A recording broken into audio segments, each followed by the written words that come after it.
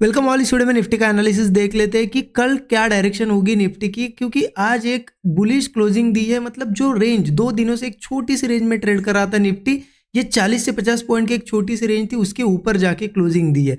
अब देखिए आज मॉर्निंग से इसी रेंज में था। मॉर्निंग से अगर किसी ने ट्रेड ट्राई किए होंगे ना, जितने भी ट्रेड ट्राई किए होंगे फेल हुए होंगे, लेकिन जिन्होंने कल एनालिसिस देखा उन्होंने यहाँ ट्राई नहीं किया होगा, क्योंकि कल क्लियर हमने एनालिसिस में देखा था। मैंने यहाँ पे ये जोन आपको मार्क करके दिया था कल।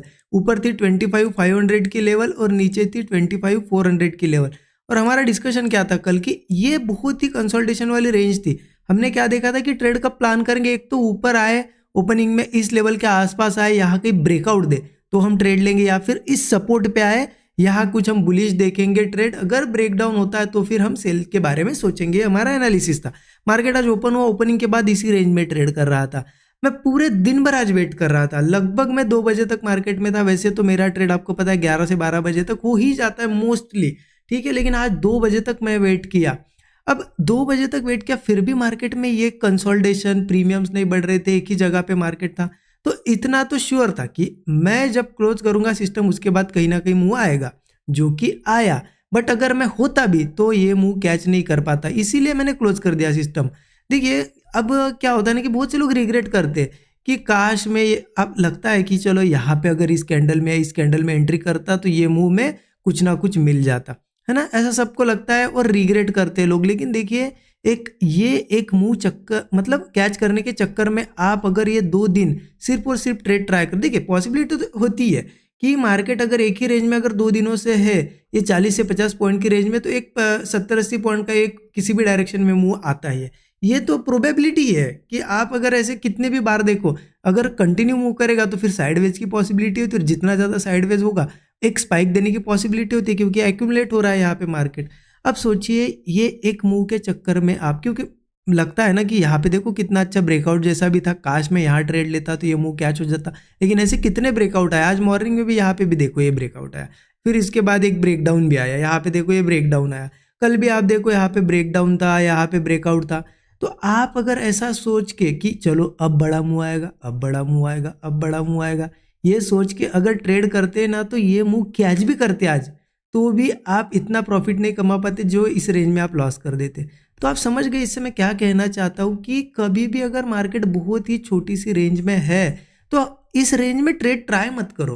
हर जगह ब्रेकआउट पे ट्रेड ट्राई मत करो, कि वेट करो कि रेंज निकलने दो। हाँ एक स्पाइक से निकलेगी, बड़े मूव से निकलेगी रेंज, लेकिन आप इतने ज़्यादा लॉसेस से तो बच जाओगे। एक बार वो निकलने दो रेंज, उसके बाद आपको कंफर्मेशन मिलेगा कि हाँ अब एक डायरेक्शन में मार्केट निकला है। अब जब ये रेंज निकलेगी फिर उसी डायरेक्शन के ट्रेड प्लान करो, फिर प्रॉफिट करो। तो मैं यही कहना चाहता हूँ, ज़्यादा लॉसेस के चांसेस ज़्यादा है जहाँ पे, वहाँ ट्रेड ट्राई मत करो, ठीक है।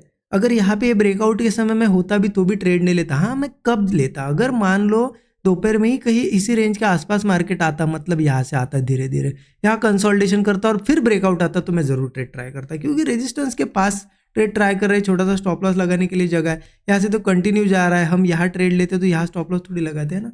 तो ये चीज़ें सोचिए, देखिए साइकोलॉजिकल चीज़ें हैं। मैं हर वीडियो में एक एक चीज़ क्लियर करने की कोशिश कर रहा हूँ। आप इतने मतलब ये इतनी छोटी छोटी चीज़ें पकड़ में नहीं आती आपके, तो ये सोचो आप ये चीज़ें कि ऐसा क्यों हो रहा है। आप रिग्रेट कर रहे हो तो क्या सही है रिग्रेट, या सही में आप, क्योंकि अब नए लोग होते हैं जो रिग्रेट करते हैं पूरे दिन भर, मेरे जैसा ही उन्होंने भी वेट किया होगा, ये मुंह छूट गया होगा, उनको लग रहा होगा काश मैं ये मुंह ले लेता, प्रॉफिट हो जाता, ऐसा हो जाता। लेकिन आप सोच के देखिए थोड़ा, क्या सही में आप इसे कैच कर पाते, ये सोचिए, ठीक है। तो ये था एनालिसिस आज का। तो मेरा तो दिन, आज का दिन अवॉइड ही रहा है, मैंने कोई ट्रेड प्लान नहीं किया। लेकिन अब रेंज निकल गई है, अब क्या होगा आगे, कल ये बहुत ज़्यादा इंपॉर्टेंट है। तो इसके लिए क्या करता हूँ ना, मैं ये मिटा देता हूँ और आपको एक बार डेली चार्ट पे ले जाता हूँ। डेली चार्ट पे इसलिए कि आपको एक क्लियर चीज़ दिखेगी। क्या चीज़ दिखेगी कि क्लियर है मार्केट तो क्लियर है कि यहाँ एक ब्रेकआउट आ चुका है, बढ़िया मार्केट वापस रिटेस्ट करने को आया था, लेकिन रिटेस्ट नहीं हुआ है, मतलब इतना क्लियर रिटेस्ट नहीं हुआ। अगर मैं ये मार्क करूँ, रिटेस्ट तो हुआ है थोड़ा सा, लेकिन इतना ज़्यादा ऐसे क्लियरिटी के साथ नहीं हुआ है, ठीक है। अभी रिटेस्ट लेवल बाकी, देखो आप यहाँ पे आपको दिखेगा कि मार्केट ने यहाँ रेजिस्टेंस बनाया था, ठीक है, यहाँ रेजिस्टेंस बनाया, ब्रेक हुआ, रिटेस्ट के आसपास आया, लेकिन यहीं पे होल्ड कर गया है। अब क्या हमें लगता है कि चलो इतने दूर आया है, रिटेस्ट का सब लोग वेट कर रहे हैं, लेकिन यहाँ मार्केट ने एक चीज़ कर दी। आप थोड़ा सा देखिए कि ये जो कैंडल थी ना, ये रेड कैंडल, उसके अंदर अंदर 2 दिन ग्रीन कैंडल्स बनी है, मतलब इनसाइड कैंडल्स बनी है, और आज की थोड़ी ग्रीन कैंडल एक स्ट्रांग है। तो इससे बहुत ज़्यादा पॉसिबिलिटी ये है कि कल अगर गैप अप होता है या फ्लैट मतलब यहीं पे ओपन होकर सस्टेन करता है ना, ऊपर निकल सकता है। मैं इसलिए बोल रहा हूँ ये कि अब सब लोगों की थिंकिंग वही है कि ये रेंज थी, ये रेंज ऊपर के साइड ब्रेक हुई, अब रीटेस्ट करने आएगा तो मैं यहाँ पोजीशन बनाऊंगा। सबको लग रहा है ऐसा, हो सकता है आए भी, लेकिन मैं आपको एक यहाँ पे साइकोलॉजी बता रहा हूँ, या फिर जो रिटेलर्स की साइकोलॉजी होती है वो मैं बता रहा हूँ यहाँ पे, कि लॉजिक यही है यहाँ पे कि लोग सोचेंगे कि नहीं यहाँ पे आए, मैं फिर यहाँ पे रिटेस्ट लेवल पे ट्रेड बनाऊंगा, यहाँ पे स्टॉप लॉस रहेगा और फिर एक मूव कैच करूंगा।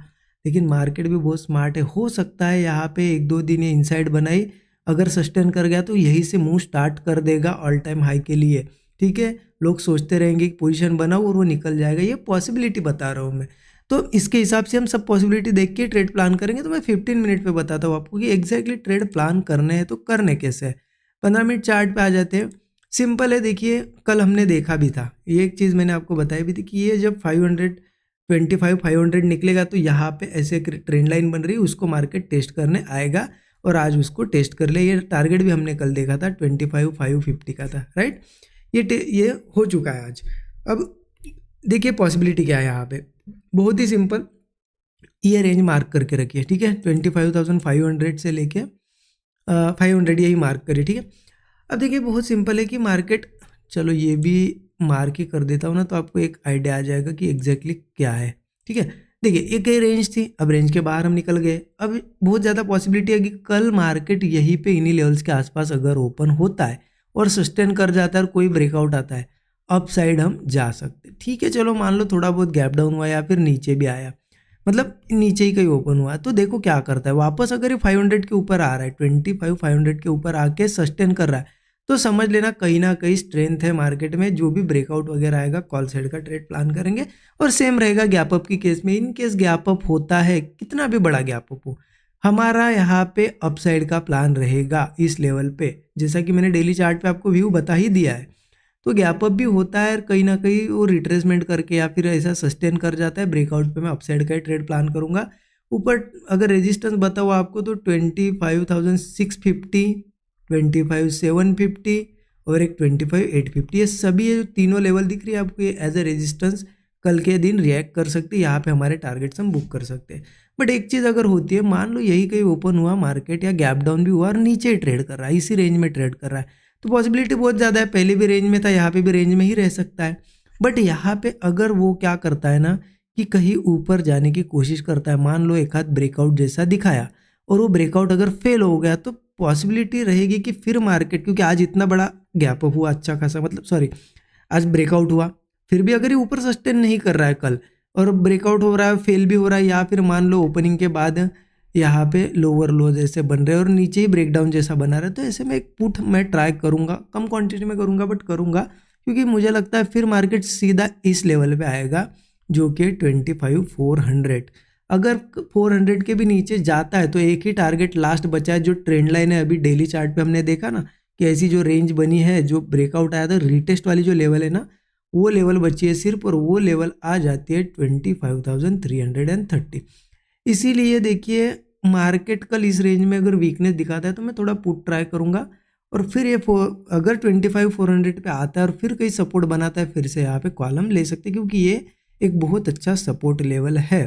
ठीक है, और बाकी इसके नीचे का सपोर्ट यही बचा हुआ है, तो इसके हिसाब से प्लान करेंगे। कल स्ट्रेंथ या वीकनेस है, देखो थोड़ा वीकनेस भी पता चल जाएगी, 500 के ऊपर सस्टेन करता है तो स्ट्रेंथ भी पता चल जाएगी, उस हिसाब से ब्रेकआउट वगैरह पे कॉलम प्लान करेंगे। ठीक है, इस तरीके से प्लान करना है, ज़्यादा कॉम्प्लिकेटेड नहीं है एनालिसिस। और एक देखिए 330 अगर ब्रेक होता है तो फिर 25,250 का लेवल है सीधा सीधा, इसलिए 330 तो ब्रेक नहीं होना चाहिए। पॉसिबिलिटी तो बहुत ज़्यादा अब यहीं से जा सकता है, लेकिन देखते हैं बाकी, क्योंकि रेंज में फंसा हुआ है मार्केट इन लेवल्स के आसपास, तो क्या करता है हम कल देखेंगे। अगर रेंज में रहता है, इस रेंज में मान लो कल वीकनेस भी और स्ट्रेंथ भी नहीं दिख रही है, इसी रेंज में है, तो फिर से मैं कल अवॉइड कर दूंगा, बट ऐसे रेंज में लॉसेस की रिस्क मैं नहीं लूँगा। ठीक है, अच्छा लगा एनालिसिस ज़रूर कमेंट में बताइए। Thank you so much everyone.